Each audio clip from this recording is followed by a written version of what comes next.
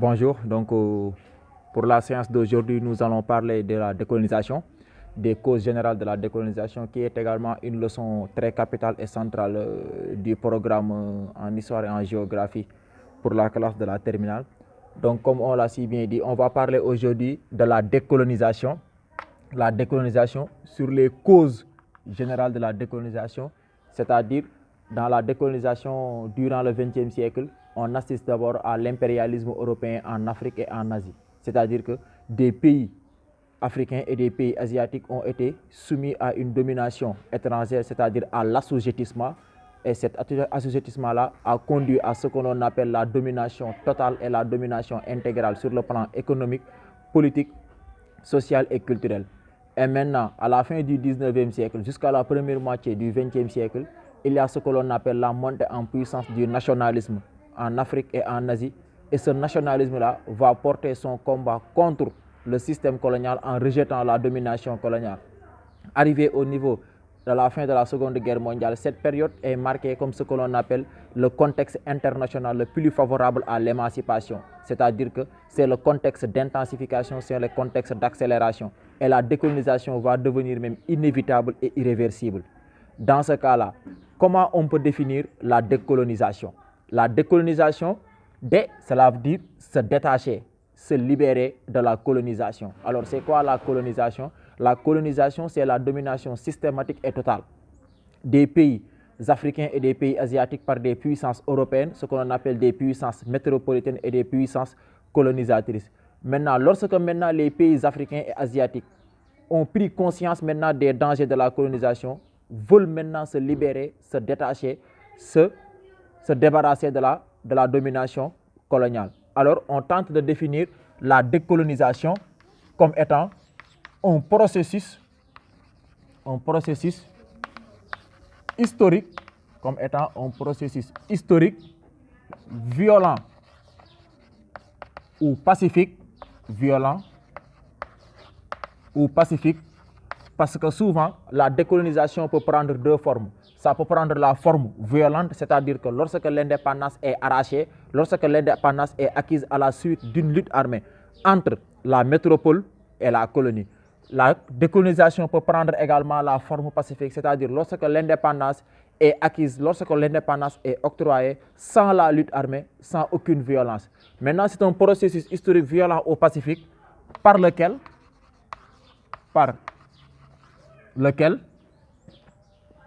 les peuples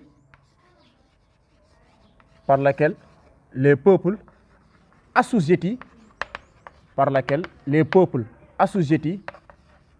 acceptent à l'émancipation.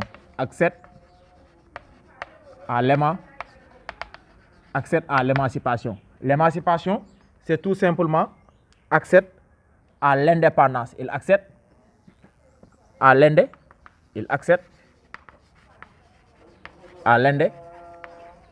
l'indépendance.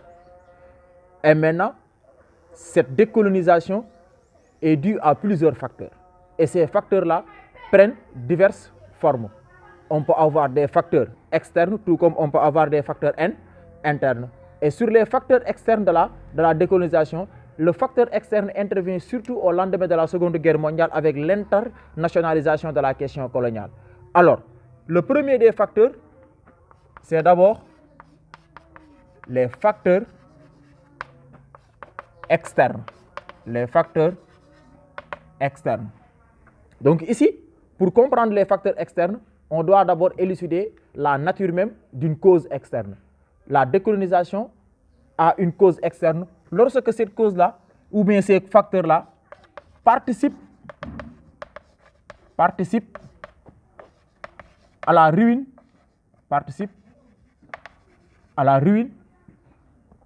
des empires coloniaux.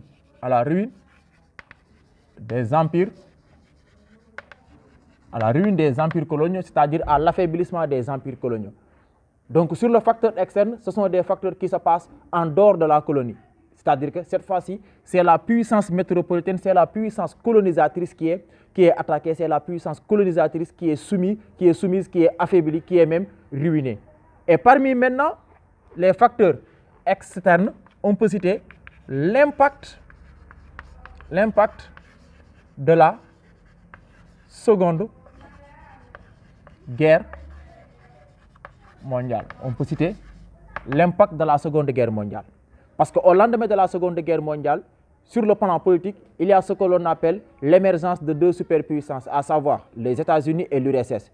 Donc, face maintenant à une situation économique très tendue et très chaotique, l'Europe est au bord du déclin. Donc, sur l'impact de la Seconde Guerre mondiale, la Seconde Guerre mondiale a affaibli, c'est l'affaiblissement des empires coloniaux. C'est l'affaiblissement des empires coloniaux. Donc, au lendemain de la Seconde Guerre mondiale, les empires coloniaux seront affaiblis. C'est leur perte de prestige. Surtout, cette perte de prestige-là s'accompagne avec la démystification de l'homme blanc, c'est-à-dire la démystification du mythe de l'invincibilité. Le mythe de l'invincibilité chute et que maintenant, l'Africain prenne conscience que l'homme blanc n'est rien d'autre qu'un mortel. L'homme blanc n'est rien d'autre qu'un homme comme lui. Donc, sur la Seconde Guerre mondiale, c'est le contexte le plus favorable à l'émancipation. Pourquoi? Parce que les empires coloniaux se sont affaiblis, les empires coloniaux se sont ruinés. Parce que sur les conséquences économiques de la Seconde Guerre mondiale, on se rend compte que la France a connu la catastrophe. La Grande-Bretagne également a été écrasée durant la Seconde Guerre mondiale. Donc, tous ces empires coloniaux-là se verront également une situation très chaotique en vue maintenant de continuer à maintenir leur domination coloniale vis-à-vis maintenant des pays colonisés. Alors toujours, dans les causes externes, on peut citer l'anticolonialisme des deux grands. L'anticolonialisme des deux grands. L'anticolonialisme des deux grands qui sont URSS et les États-Unis. Toujours à la sortie de la Seconde Guerre mondiale, l'URSS et les États-Unis deviennent les gendarmes du monde. Et ces deux superpuissances-là vont avoir maintenant une vision sur la colonisation, c'est-à-dire que ces deux grands-là vont contrecarrer, vont combattre la domination coloniale. Et dans leur système de combat, ils développent ce que l'on appelle l'anticolonialisme. Alors, c'est quoi l'anticolonialisme? L'anticolonialisme s'avère être l'ensemble des idées et des théories qui remettent en cause la domination coloniale. Alors, cette remise en cause de la domination coloniale issue des deux superpuissances va se manifester sous diverses manières. Premièrement, sur l'anticolonialisme de l'URSS. Pour le cas de l'URSS, Union des républiques socialistes soviétiques, l'URSS a des aspirations marxistes et léninistes qui prônent une société égalitaire et qui condamnent toute forme d'exploitation de l'homme par l'homme et poussent même à faire des pressions diplomatiques et des pressions politiques et idéologiques sur les peuples colonisés pour que la puissance métropolitaine cède l'indépendance à ces pays-là. Et alors, lorsque l'URSS même disait « tout pays qui en opprime d'autres ne saurait être libre », cela inspire maintenant beaucoup de nationalistes africains tels que les Ho Chi Minh, tels que les Gandhi, tels que les Houphouët-Boigny, les Léopold Sédar Senghor, etc., etc.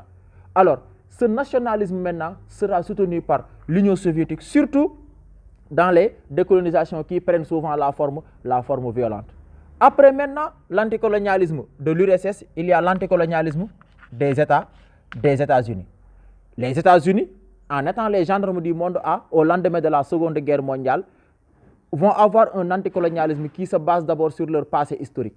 Parce que historiquement, les Américains ont vécu la colonisation et ils ont même accédé à l'indépendance à la suite d'une guerre contre la Grande-Bretagne, d'où l'indépendance a été obtenue en 1776 au XVIIIe siècle.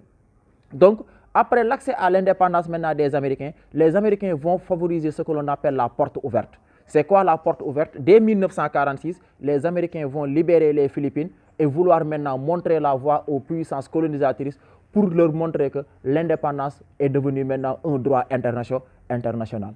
Et sur ce même droit international-là, nous allons évoquer le rôle de l'ONU.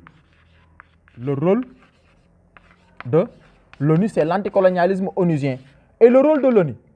L'ONU créée en 1945, le 26 juin 1945 et entre en vigueur le 24 octobre 1945, va devenir la tribune internationale maintenant de lutte contre la colonisation, la tribune internationale où les puissances, où les nationalistes, autant pour moi, viennent d'habitude exposer leurs sentiments nationalistes pour pouvoir demandé à l'ONU d'exercer une pression diplomatique sur les puissances colonisatrices. Même le Conseil de tutelle de l'ONU a plusieurs fois examiné certaines résolutions en vue maintenant de contraindre les puissances métropolitaines à accorder l'indépendance. Parce que l'ONU s'inspire sur deux déclarations. La déclaration de la Charte de l'Atlantique en 1941, le droit des peuples à disposer d'eux-mêmes et la conservation de la paix universelle par la sécurité collective.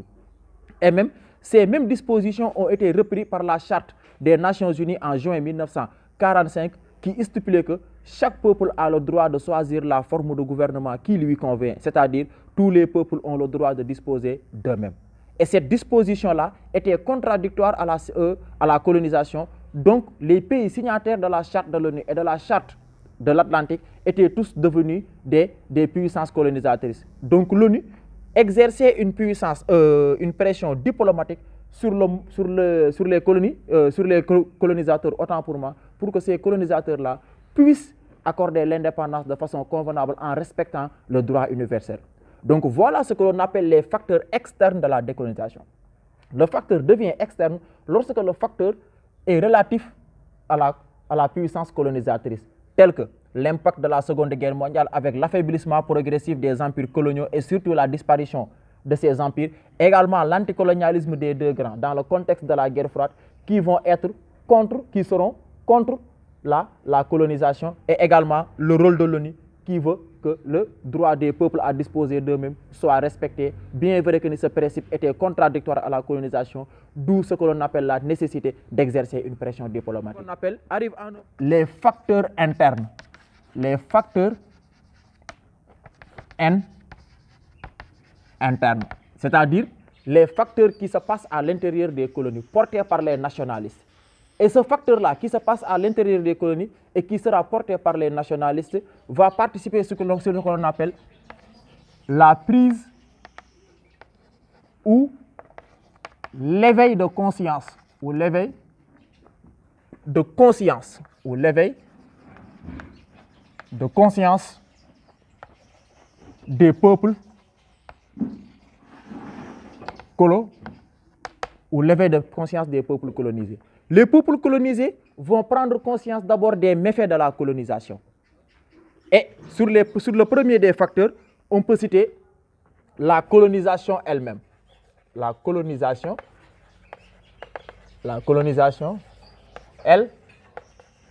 elle-même, qu'on appelle l'autodestruction. Pourquoi on parle de la colonisation elle-même? C'est parce que la colonisation a semé les germes de sa propre destruction, en imposant le code de l'indigénat, en imposant le travail forcé, etc., etc. La colonisation a extraverti les ressources des colonies, a divisé la société indigène.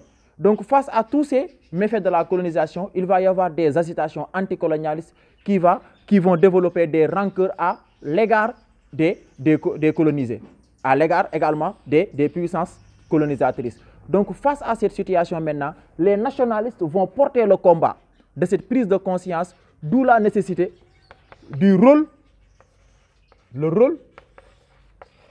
des élites indigènes, le rôle des élites indigènes ou bien le rôle des élites nationalistes. Ces élites nationalistes-là, et la montée en puissance du nationalisme, ceci va se manifester sur ce que l'on appelle la création des partis politiques et des syndicats.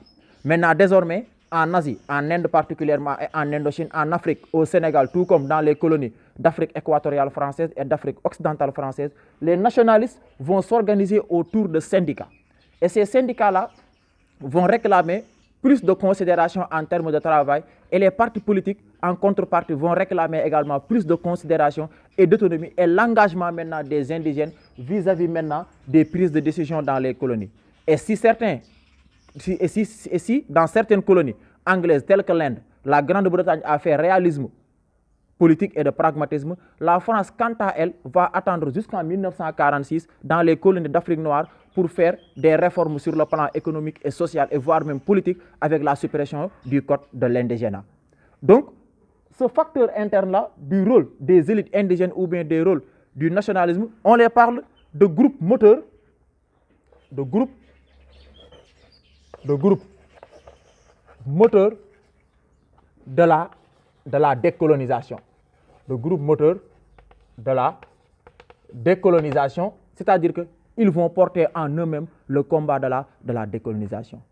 Et il y a même un professeur, Joseph Kizerbo, qui nous enseigne que tout au long du chemin de fer de Thiès à Caille, ce chemin de fer-là est bordé de cimetières parce que les indigènes, on les faisait travailler toute la journée, on les faisait travailler jusqu'à la fatigue générale et certains même allaient jusqu'à perdre la vie. Donc face à toutes ces situations-là, la décolonisation va devenir inévitable et s'accélérer même au lendemain de la Seconde Guerre mondiale parce qu'on parlait de l'internationalisation de la question coloniale. Et cette internationalisation maintenant de la question coloniale va faire un impact positif parce que la décolonisation devient inévitable et devient irréversible. Et ce phénomène qui devient inévitable et irréversible au lendemain de la Seconde Guerre mondiale va se faire sur des vagues. C'est-à-dire que la vague asiatique de 45 à 54 et la vague africaine de 1955 dans les années 70. Donc voilà en grosso modo ce que l'on appelait les facteurs de la décolonisation. Et quand on parle des causes de la décolonisation issue de l'impérialisme européen à la fin du 19e siècle jusqu'à la première moitié du 20e siècle était considérée comme une domination systématique et totale, de manière globale, des pays européens sur les pays africains, une domination politique, économique, sociale et culturelle.